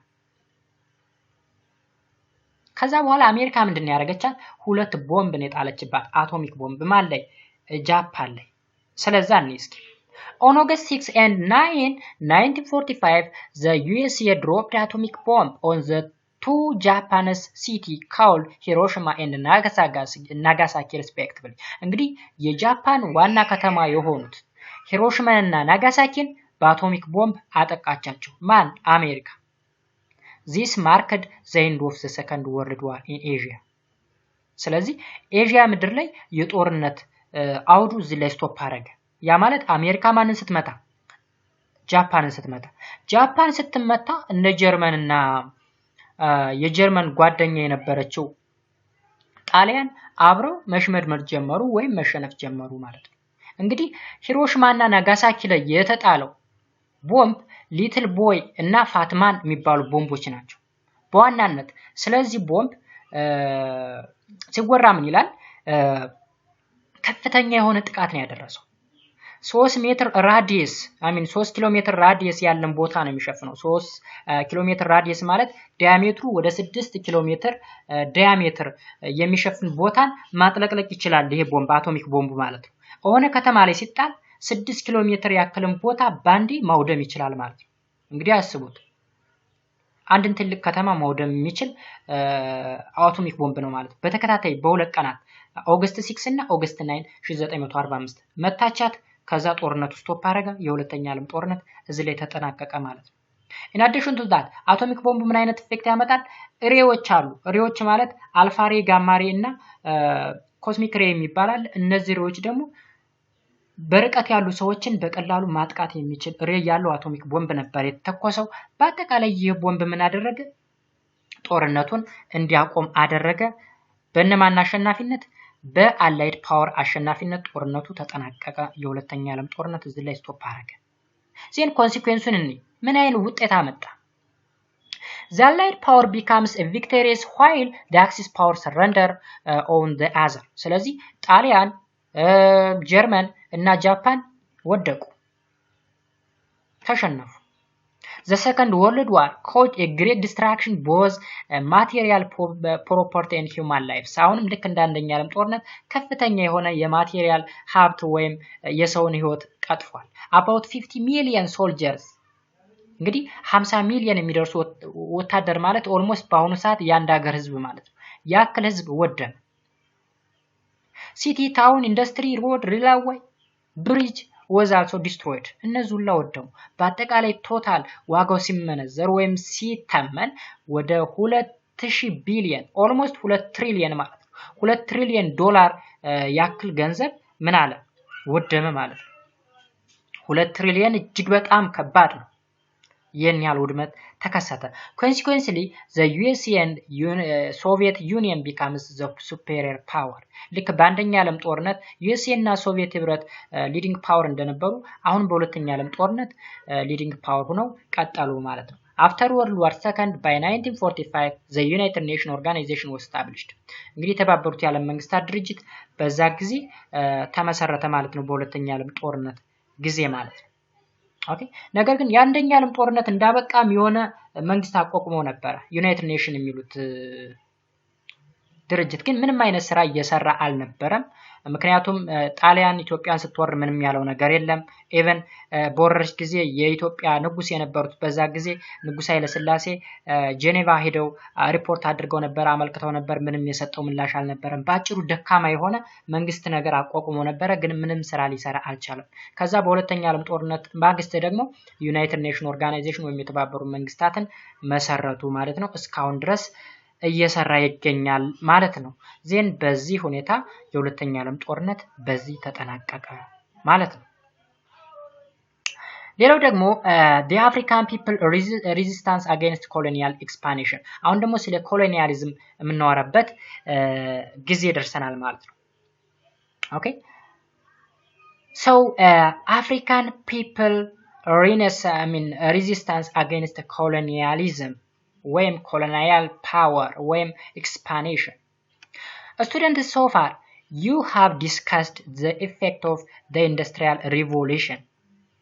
such as the colonization of less developed country. Now you will learn how the people of Africa resisted the colonial expansion in the second half of the 19th century. Such a resistance took place in different parts of African continent and ended in 1940. እንግዲህ እስከ 1914 አካባቢ ድረስ ኮሎኒያሊዝም ነበር። ኮሎኒያሊዝም ከየት የመጣ ነው? የኢንዱስትሪ ሪቮሉሽን ያመጣው አንዱ ኢፌክት ነው። ያ ማለት ምን ማለት ነው? አውሮፓዎች ኢንዱስትሪያቸውን ሲያስፋፉ፣ ጥሩ ኑሮ መኖር ሲጀምሩ፣ የጥሬ ዕቃ እጥረት ሲገጥማቸው፣ ህዝባቸው ቁጥሩ እየጨመረ ሲመጣ ኮሎኒያሊዝም ማስፋፋት ጀመሩ ወይም ቅኝ ግዛትን ማስፋፋት ጀመሩ ማለት ነው። ኦኬ ከዛ በኋላ ምን አደረጉ? አፍሪካን ቅኝ ግዛት ተቀራመቱ። ስለዚህ በዚህ ቶፒክ ውስጥ የምናየው አፍሪካኖች ቅኝ ግዛትን በመቃወም እንዴት ሀገራቸውን ነፃ ሊያወጡ እንደቻሉ የምናይበት ቶፒክ ነው ማለት ነው። ሶ የመጀመሪያው እዚህ ጋር Ashanti Empire. In the 19th century, the Ashanti built a large empire in Ghana. Ashanti እንግዲህ ጋና የሚገኝ ኢምፓየር። The ruler used the title ምን የሚባል ታይትል ይጠቀም ነበር? አሻንታን የሚባል ታይትል ይጠቀማል ማለት ነው። የአሸንቲ ኢምፓየር ሩለር የሚጠቀመው ታይትል ማለት ነው። In 1874, the Britain occupied the strip of land along the West Africa coast and named Britain Gold Coast ብላ ስያሜ ሰጠች ጋናን ማለት ነው። In the same year, they expanded their conquest into the Ashanti Empire. The Ashanti tried to defend their empire from Britain. Okay? አሁን እንግዲህ ይህን አካባቢ ዌስት አፍሪካውን አካባቢ ብሪቴን ስትይዝ ማን አለችው? ብሪቴን ጎልድ ካስት አለች ያን አካባቢ። በተመሳሳይ ወደ ማን እያሰፋች መጣች? ኤክስፓንድ እያደረገች ስትመጣ አሸንቲ ኢምፓየርንም መቆጣጠር ጀመረች ማለት ነው ብሪቴን። ስለዚህ አሸንቲ ኢምፓየር ደግሞ ምን ማድረግ ጀመረ? የብሪቴንን ፓወር ዲፌንድ ማድረግ ጀመረ ማለት ነው። However, in 1896, the Britain defeated the Ashanti. Okay? አሸንቲን ዲፊት አድርገው ምን አደረጉ? መቆጣጠር ጀመሩ ማለት ነው። So the Ashanti fought the Britain bravely once more, but they were again defeat ተደረጉ። በሁለተኛም ዙር ተሸነፉ ማለት ነው። Finally, by 1900, all the area of the present-day Ghana becomes the Britain colony under the name of Gold Coast. Okay? በ1900 ምን ሆነ ማለት ነው? የብሪቴን ግዛት ሆነ ማለት ነው። ሌላኛው ደግሞ ሳምራቶሪ። In the 1870s, Samratori built an empire in the West Africa.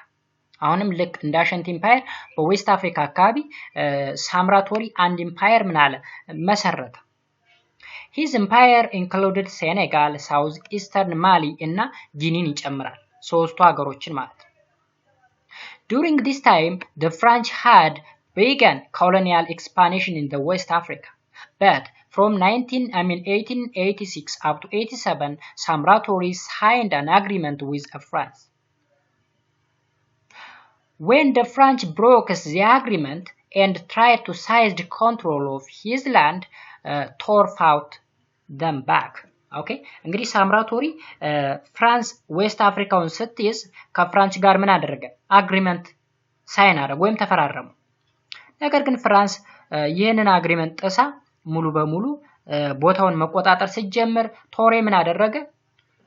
መዋጋት ጀመረ ይለናል። He obtained arms through a trade with the coastal town. With this, he continued fighting the France for 7 years. Finally, in 1898, the French captured Tory and imprisoned him in Gabon. And 2 years later, he died at the age of 17 years. ስለዚህ ሳምራቶሪ እንግዲህ ከፍራንስ ጋራ በከፍተኛ ሁኔታ ሲዋጋ ኖሮ በመጨረሻም በ1898 እንደ አውሮፓውያን አቆጣጠር ቶሬ ተያዘና ወደ እስር ቤት ጋቦን ውስጥ ወደ እስር ቤት እንዲገባ ተደረገ። እስር ቤት ከገባ በኋላ ከሁለት ዓመት በኋላ በ70 ዓመቱ ሞተ ይለናል ማለት ነው። ሌላኛው ደግሞ ማጂ ሪቤሊየን ወይም የማጂ ህዝቦች አመጽ ማለት ነው። The Maji rebellion broke out in the German colony of Tanganyika በሚባል ቦታ ላይ ነው እንግዲህ የሪብሊየን የተጀመረው በ1905 አካባቢ ማለት ነው።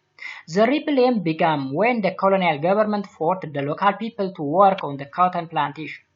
ኦኬ እንግዲህ ኮሎኒያል ፓወሮች ወይም እነዚህ ቅኝ ግዛት የሚገዙ ሰዎች ወይም ሀገሮች እንደ ሰራተኛ ወይም እንደ ስሌቭ የሚያደርጓቸው የገዟቸውን ሀገሮች ነው። ለምሳሌ ታንጋኒካ አካባቢ ያሉ የታንጋኒካ ተወላጆችን ጀርመኖች ምን አደረጓቸው? በጥጥ ምርት ላይ በከፍተኛ ሁኔታ እንዲሰሩና እንዲሳተፉ ሲያደርጓቸው አመጽ ነው የጀመሩት እነዚህ ህዝቦች። This widespread peasant rebellion was called ማጂ ማጂ revolt እንለዋለን። ኦኬ የማጂ ህዝቦች አመጽ ማለት ነው።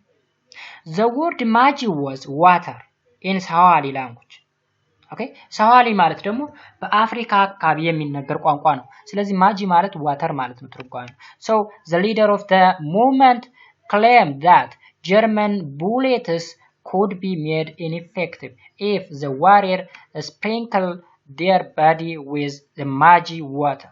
Then the people believed that.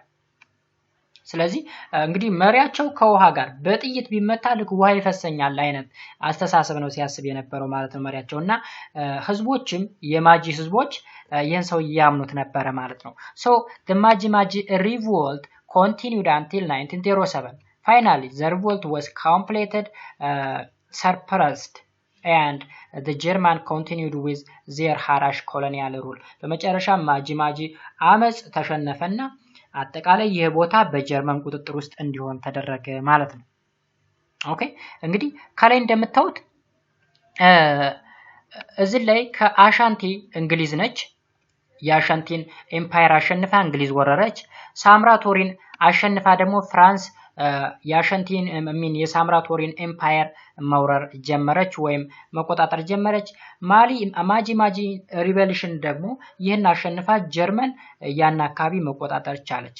ሌላው ደግሞ ምንየው battle of Adwa. The battle of Adwa. On May 2, 1889, the Treaty of Uchale was signed between the Italian Emperor Military II of Ethiopia. በ1889 ምን አይነት ውል ተዋዋሉ ይላል? የውጫሌ ትሪቲ ተዋዋሉ ማለት ነው። ኦኬ በ1889 እንደ አውሮፓውያን አቆጣጠር ውጫሌ ትሪቲ በጣሊያን መንግስትና በኢትዮጵያ ንጉስ ምኒልክ መካከል ተዋዋሉ። The treaty has 20 articles, but Article 3 and Article 70 was more significant. እንግዲህ በዚህ ትሪቲ በውጫሌ ትሪቲ ውስጥ 20 የሚደርሱ ውሎች ሲኖሩ ሶስተኛው ውልና 17ኛው ውል ግን ፈጽሞ የተለያየ ነው። ያ ማለት according to Article 3 the boundary between the Italy occupied region of መረብ መላሽ ኤርትራ ማለት ነው and the rest of Ethiopia was delimited. ያ ማለት እንግዲህ ጣሊያን ማንን ወራ ይዛለች ወይም ኮሎኒ አርጋ ይዛለች? ኤርትራን ይዛለች። ስለዚህ በሶስተኛው አንቀጽ ላይ በጣሊያንና በኢትዮጵያ መካከል ምንም አይነት ድንበር እንዳይኖር ያ ማለት ቀስ ብላ ኢትዮጵያንም ለማጠቃለል ያላትን ህልም ለማሳካት የተጠቀመችው አርቲክል ነው አርቲክል 3 but the Italian was not satisfied ያ ማለት satisfied አልሆነች ማለት በዚህ ድንበር እንዲኖረው ስላልፈለገች አዲስ ህጋወጣች ነው ማለት ነው። ያ ማለት በጣሊያን ሌላ ትርጓሜ እንዲሰጠው አስደረገች። So additional convention was signed between the Italian and ራስ መኮንን. Therefore the representative of Emperor Minilik ራስ መኮንን ማለት የአጼ ምኒልክ ተወካይ ነው. The government allowed the Italian to advance further south as far as መረብ river. እንግዲህ መረብ ሪቨር የሁለቱ ድንበር ነው ብያለሁ። የኢጣሊያና የኢትዮጵያ የኤርትራና የኢትዮጵያ ድንበር ነው። እዛ አካባቢ ድንበር ለመግፋት የሚደረግ ሽኩቻ ነው ሶስተኛው አርቲክል የሚያወራው ማለት ነው በዋናነት። ስለዚህ on June 1, 1890 ኢጣሊያ declared that all the area north of the Marab River was part of Eritrea. ኦኬ እንግዲህ በ1890 አካባቢ ምን አደረገች? በዚህ ውል አማካኝነት በአርቲክል 3 አማካኝነት ከመረብ በላይ ያለውን በሙሉ የኤርትራ ፓርት እንዲሆን አድርጋ ከግዛቷ ውስጥ አጠቃለለችው ማለት ነው። ሌላኛው ደግሞ on the other hand article 17 ይህ እንግዲህ የጣሊያን ቁጥር ነው። ምክንያቱም ሙሉ በጣሊያንና በኢትዮጵያ መካከል ስለሆነ በጣሊያን ነው የተጻፈው። article 17 had two different version አለው article 17 የመጀመሪያው article 3 ስለ ድንበር ነው ድንበር በጣሊያንና በኢትዮጵያ መካከል ባለው ድንበር መሰረት የተጻፈ ሁለቱን ሀገሮች የማያስማማ አርቲክል ነው ሁለተኛው ደግሞ article 17 ደግሞ ሁለት ቨርዥን አለው ጣሊያን ቨርዥን and Amharic version the Amharic version stated that Ethiopia can use the help of Italy in her foreign relation with Europe but the Italian version stated that Menelik should make all his foreign contacts through the agency of Italy አይታችኋል ልዩነቱ በአርቲክል 17 ስናየው ሁለት ትርጓሜ ያለው የጣሊያኑ ትርጉምና የአማርኛው ትርጉም አለ የአማርኛው ትርጉም ምንድነው የሚለው ኢትዮጵያ ከውጭ ሀገራት ጋራ ስፔሻሊ ከአውሮፓውያን ጋራ ሪሌሽን ሲፈጽም የጣሊያን እርዳታ ያስፈልጋታል ኢጣሊያን እንደ እርዳታ መጠቀም ትችላለች ወይም ኢጣሊያን እርጅኝ ማለት ትችላለች ነው የሚለው የኢጣሊያው ትርጉም ግን ምኒልክ ከአውሮፓ ምድር ጋራ ኮንታክት ሲያደርግ ኤኒ ኮንታክት ወይም የውጭ ግንኙነት ሲያደርግ በጣሊያንና በጣሊያን ብቻ ነው ያለ ጣሊያን ፍቃድ ኢትዮጵያ ከአውሮፓ ምድር ጋራ ኮንታክት ማድረግ አችልም የሚል ትርጓሜ ነበር This version reduced Ethiopia to the level of Italian protectorate ይላል so then Italy notified that the European power that Ethiopia had become her protectorate ማርክ ጀምር ያ ማለት እንዴት ነው የምታስበው ጣሊያ ኢትዮጵያ ግዛቷ እንደሆነች ለአውሮፓ ምድር ወይም ለአውሮፓ ፓወሮች ማሳወቅ ጀመረች ማለት ነው ያ ማለት ከናንተ ጋር ግንኙነት ስታረግ ኢትዮጵያ የተባለች ሀገር ከናንተ ጋር ግንኙነት ስናረግ በኔ በኩል ብቻ መሆን መቻል አለበት ብላ ለአውሮፓውያኖች ማሳወቅ ጀመረች ማለት ነው ዜን በ1893 ኢምፐረር ሚኒሊክ ካንሰል ዲስ ትሪቲ ኦፍ ዊቻል ትርጓሜው ባወቀ ጊዜ ንጉስ ሚኒሊክ ምን አደረገ ይህን ትሪቲ ቀደደ ወይም አፈረሰ ማለት ነው he notified his decision to the major European power the power preferred war to surrender the independence of his country ስለዚህ ልክ ጣሊያን ለአውሮፓ ምድር ኢትዮጵያ ግዛቴ ናት እያለ ስታወራ የኢትዮጵያ መንግስት በዛ ጊዜ ንጉስ ሚኒሊክ ደግሞ ለአውሮፓውያን ምን አደረገ ከጣሊያን ጋራ ምንም አይነት ግንኙነት የለንም ምንም አይነት ትሪቲ የለንም ትሪቲው ተቀዷል ወይም ወላችን ፈርሷል ብሎ ለአብዛኛው አውሮፓ ሀገሮች ማሳወቅ ጀመረ ማለት ነው then ሚኒሊክ marched northward to fight the Italian at a command of 10,000 soldiers ስለዚህ ልክ ላይ ስናየው እንደነበረው የማጂማጂ ሪብሊየን ስንል እንደነበረው ሳምራቶሪ ስናይ እንደነበረው ሁላ በሚኒሊክ ጊዜም ወደ 100,000 የሚደርሱ ወታደሮችን ይዞ ወደ ሰሜኑ የኢትዮጵያ ክፍል አመራ ይለናል On December 7, 1895 Menelik's advancing troop crashed an Italian army at the Battle of Ambalage in the southern Tigray okay በዲሴምበር እንግዲህ ዲሴምበር 7 1895 አካባቢ የሚኒሊክ ወታደሮች ኤት ላይ አሸነፉ ይለናል አምባላጌ ላይ Battle of Ambalage የሳውዘርን የትግራይ ክፍል ነው On March 1 1986 the decisive battle was fought at Adwa okay ስለዚህ ዋናው ጦርነት ደግሞ የተካሄደው በየት ነው በአድዋ ጦርነቱ ተካሄደ እንግዲህ በዚህ ጦርነት መቀሌ ላይ ጦርነት ነበረ አምባላጌ ላይ ጦርነት ነበረ በዋናነት ለምሳሌ መቀሌ ላይ እንዴት ነው ያሸነፉ ስንል የሚጠጡት ውሃ በማሳጣት ወላ ቦታ ሙቭ እንዲያረጉ በማድረግ እንዲሁም ውስጥ ላይ የውስጥ አርበኞች አሉ ያ ማለት የተሰሳተ ቦታ በመጠቆም ገደሉን ሜዳማ ነው በማለት ኦኬ የውስጥ አርበኞች አሉ ከጣሊያን ጋር ልክ እንደባንዳ ሆነው አብረው ለጣሊያ የወገኑ መስለው ጣሊያን ውስጥ የሚሰሩ ብዙ ጀግኖች ነበሩ በዛ ወቅት በዋናነት የንጉሱ ወታደር ባንድ በኩል የንግስቲቱ ወታደሮች ባንድ በኩል ነው ተከፋፍለው ሲዋጉ ነበር anyhow it was extremely bloody battle ነበር however the Italian lost 1/3 of the total number of their 20,000 troops ወደ 20,000 የሚደርሱ ወታደሮችን በዚህ ጦርነት ላይ አጥቷል እንግዲህ ጣሊያን በዚህ ወቅት ሲዋጋ የነበረው ዘመናዊ ጦር መሳሪያ ነው ያዘው አውሮፕላኖች አሉ ኦኬ ኢትዮጵያ ደግሞ ሲጠቀሙ የነበሩ እጅግ በጣም ኋላ ቀር የነበረ የጦር መሳሪያ ጎራዴ ጦር ነበር ሲጠቀሙ የነበሩ ማለት ነው ወይም የካቲት 23 1988 ላይ እሁድ ቀን ማለት ነው ጦርነቱ ሲካሄድ የነበረ የአድዋ ጦርነት about 2,000 troops becomes a war prisoner and about 1500 was wounded. እንግዲህ ምን ያክሉ 2000 የሚደርሱ ፕሪዝነር ሆኑ 1500 የሚደርሱ ደግሞ ቆሰሉ on the other hand Ethiopia lost about 7000 soldiers dead out of the total 100,000 troops እንግዲህ የኢትዮጵያ 100,000 ነበሩ የተሰለፉ ከ100,000 7,000 የሚደርሱትን አጣለች so the war was concluded with a complete Ethiopian victory the Italian was cleared out all Tigray and confined themselves to their colony of Eritrea. Thus, the Italian plan of colonizing the rest of Ethiopia failed. እንግዲህ አድዋ ጦርነት ምን አደረገ? ጣሊያንን ሙሉ በሙሉ ከሰሜኑ የኢትዮጵያ ክፍል ያ ማለት ከትግራይ ሙሉ በሙሉ እንዲወጣና ወደ ኤርትራ እንድትሄድ አደረገ። የጣሊያን ህልም እዚህ ላይ አከተመ ማለት ነው። ኦኬ የጣሊያን ህልም ያከተመው እንዴት ነው? ኢትዮጵያን ወራለውና በዚያ በምስራቅ አፍሪካ ላይ ከፍተኛ የሆነ መንግስት መሰረታለው ብላ ያ ማለት በሞሶሎኒ ዘመን ነው እንግዲህ ይሄ ነገር ሲደረግ የነበረው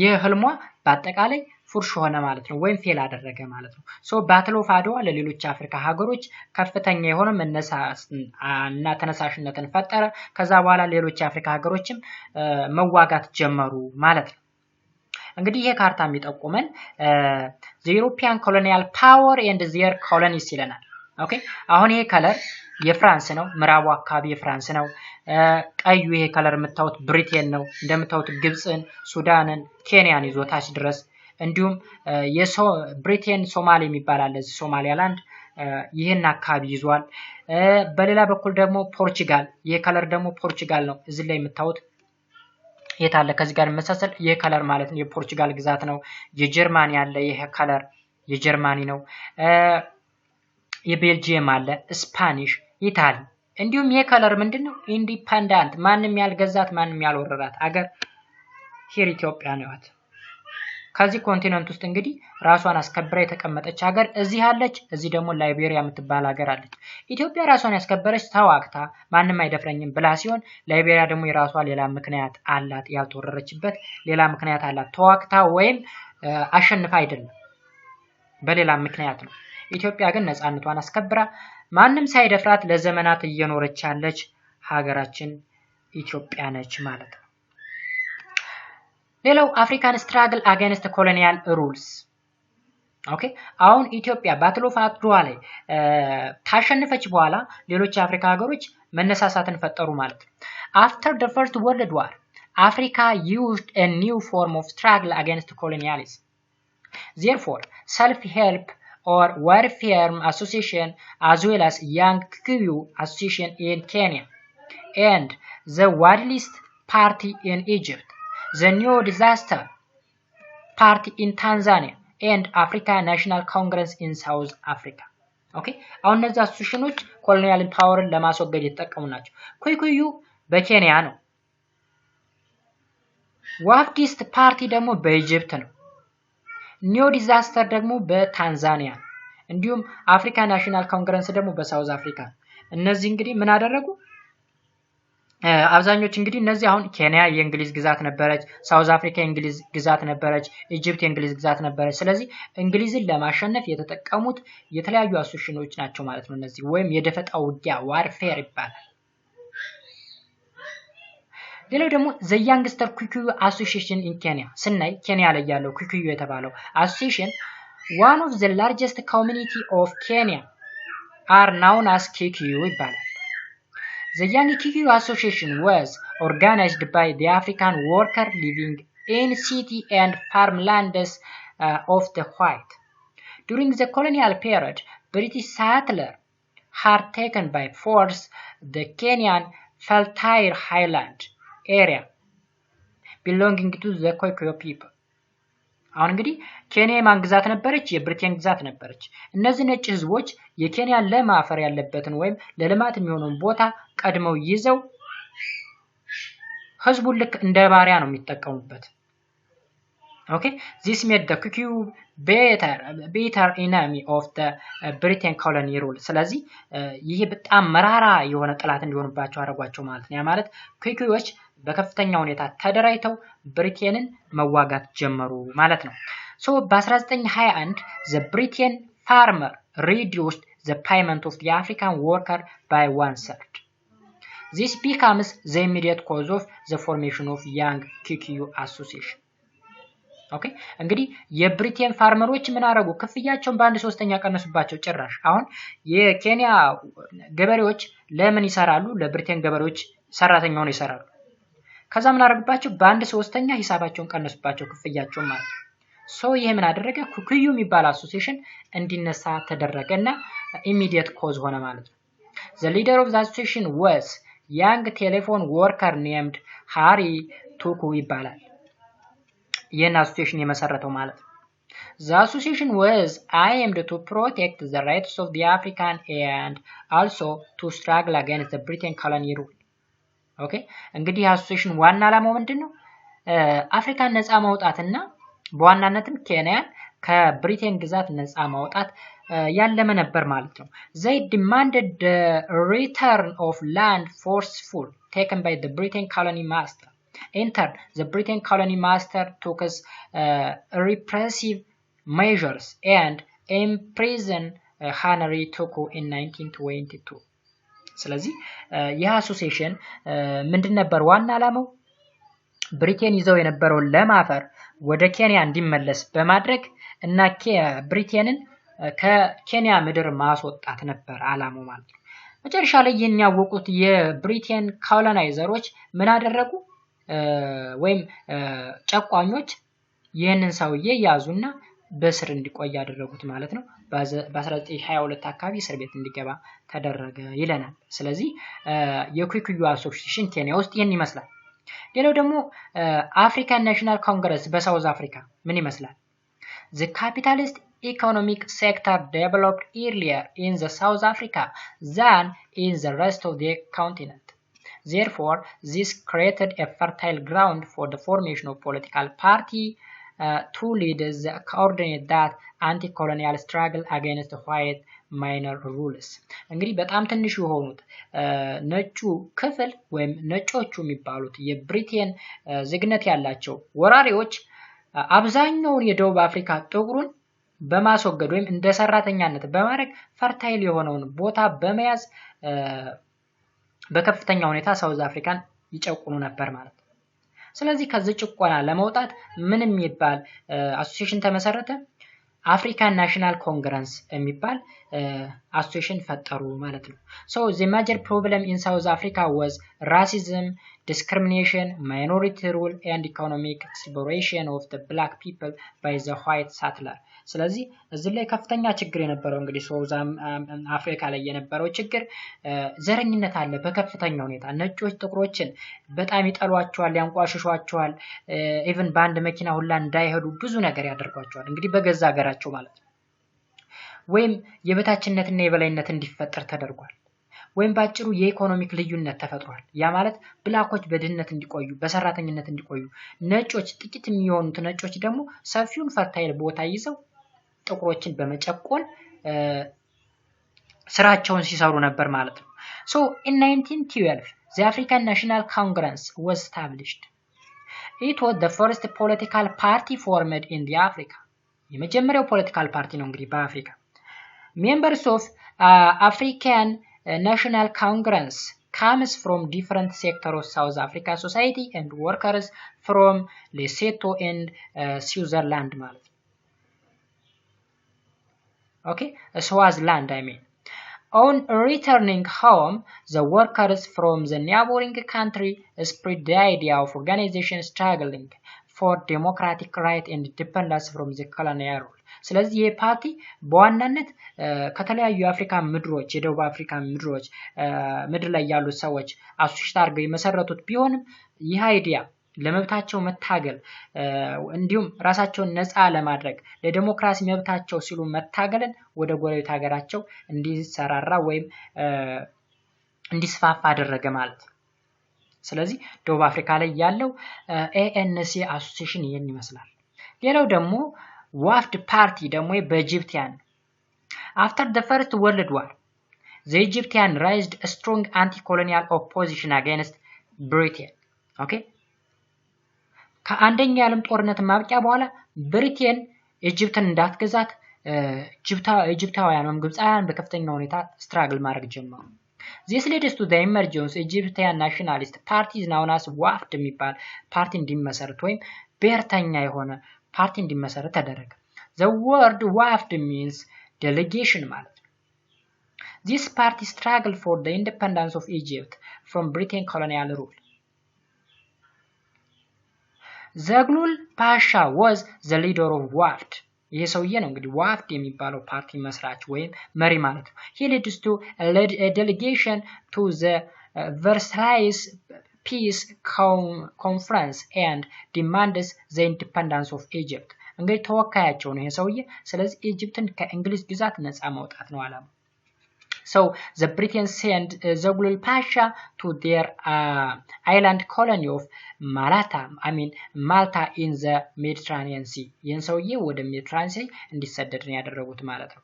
So in 1922 Egyptian becomes nominal by independence.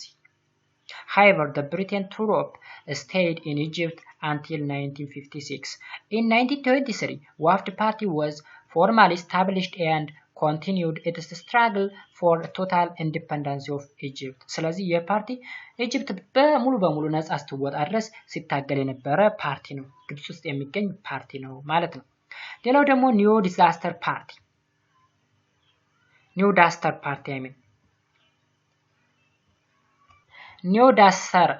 ፓርቲ ደግሞ Dasser Party. In 1934, the New Dasser Party was founded under the leadership of Habib Bourguiba በሚባል leadership ነው እንግዲህ ይሄ ነገር የተመሰረተው። Dasser Party was the party of constitution. The New Dasser Party was formed to struggle for the independence of Tanzania from the French colonial rule. Okay? ይሄ ደግሞ ለፍራንስ ነው ፍራንስን ለመዋጋት የተቋቋመ ፓርቲ ነው በታንዛኒያ ውስጥ ማለት ነው። So Tanzania becomes independent በ1956 ማለት ነው። Then Habib Bourguiba becomes the first president of Tanzania ሆነ ማለት ነው። ስለዚህ እንግዲህ የዛሬው ክላስ ይሄንን ይመስላል ማለት ነው። በአጠቃላይ ስለ ኢንዲፔንደንሲ፣ ስለ ኮሎኒያሊዝም፣ ስለ ኢንዱስትሪያል ሪቮሉሽን ስናወራ ነበር። ለምሳሌ በዋናነት በዚህ አካባቢ ላይ ያየነው ስለ ኮሎናይዜሽን ስናይ በአፍሪካ ሁለት ሀገሮች ብቻ ያልተገዙ ሲሆን ሌሎች ሀገሮች በሙሉ ተገዝተው እንደነበረና ባትል ኦፍ አድዋ ደግሞ ለሌሎች አፍሪካ ሀገሮች መሰረት ለነጻነታቸው መሰረት የጣለ መሆኑን ልናውቅና ልንገነዘብ ይገባል ማለት ነው። ይህን ቪዲዮ እስከመጨረሻው ድረስ ስለተከታተላችሁት እጅግ አድርጌ አመሰግናለሁ። ለቻናሉ አዲስ ከሆናችሁ ላይክ፣ ሰብስክራይብ ማድረግ እንዳይረሳ። በሌላ ርዕስ እስከምንገናኝ ድረስ መልካም ጊዜ